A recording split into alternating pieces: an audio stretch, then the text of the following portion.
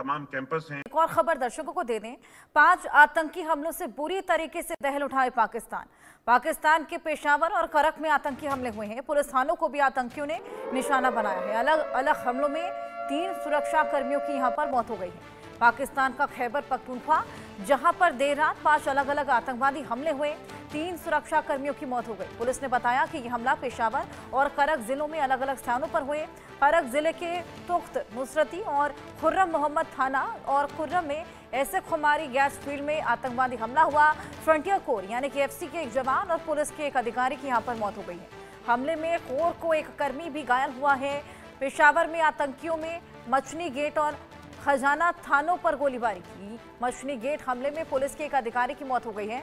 और आपको बताएं, सुरक्षा बलों ने हालांकि तुरंत जवाबी कार्रवाई करते हुए आतंकियों को खदेड़ दिया, लेकिन वारसाक संभाग के पुलिस अधिकारी मौके पर पहुंचे, जांच शुरू की। करक के डीपीओ शहबाज इलाही ने यह भी बताया है कि करक में 2 थानों पर आतंकी हमलों को सफलतापूर्वक नाकाम कर दिया गया है और आतंकियों ने भारी हथियारों का इस्तेमाल करते हुए यहां पर खुर्रम थाने और तख्त नुसरती थाने को निशाना बनाया था।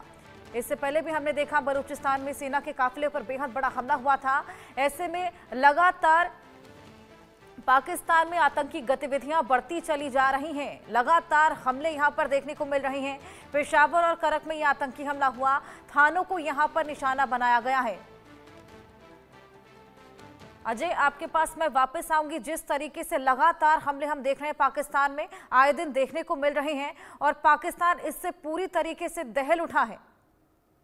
देखिए, बिल्कुल जिस तरीके से लगातार हमले हुए हैं वो अपने आप में बता रहे हैं कि पाकिस्तान की मौजूदा स्थिति जो है वो क्या है। क्योंकि जिस तरीके से खैबर पख्तूनख्वा का इलाका, किस तरीके से बलूचिस्तान का इलाका इस वक्त दहला हुआ है, चाहे वो सेना के काफिले हों, चाहे सेना की चौकियां हों, सेना के कैंप हो, पुलिस चौकियां हों, इनको जो है टारगेट किया जा रहा है। इतना ही नहीं बल्कि मस्जिदों के भीतर भी अगर आप देखें तो जिस तरीके से हमले हो रहे हैं, आईडी लगाकर, विस्फोटक लगाकर फिदाइन हमले किए जा रहे हैं, वो अपने आप में बताता है कि पाकिस्तान की इस वक्त मौजूदा स्थिति जो है वो काफी खराब है और पाकिस्तान इस वक्त जो है वो अपने सबसे कठिन समय से जूझ रहा है। और उसके पीछे की वजह पाकिस्तान खुद है, क्योंकि पाकिस्तान ने इन आतंकियों को, चाहे वो बीएलए के लोग हैं, चाहे वो टीटीपी के लोग हैं, इनको खुद मजबूर किया है कि वो इस तरह के हालात बनाएं। अगर पाकिस्तान ने समय रहते इनके मसलों को सुलझाया होता, एड्रेस किया होता, तो शायद आज ये परिस्थितियां नहीं होती।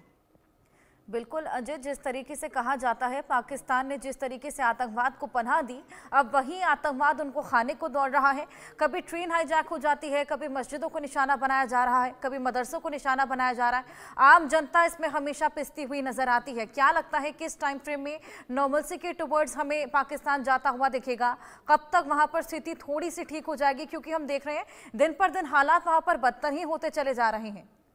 देखिए, अगर आप एक जो पिछले कुछ समय को देखें तो पाकिस्तान ने जो है वो कहा था कि हम टीटीपी के खिलाफ और बीएलए के खिलाफ एक बड़ा ऑपरेशन शुरू कर रहे हैं। पाकिस्तानी सेना ने कहा था ये मिलिट्री ऑपरेशन रहेगा, जिसमें उनकी मंशा जो है वो पाकिस्तान में मौजूद बीएलए के लोगों को, टीटीपी के जो ठिकाने हैं उनको ध्वस्त करने की है, उस पूरे नेटवर्क को उखाड़ने फेंकने की है।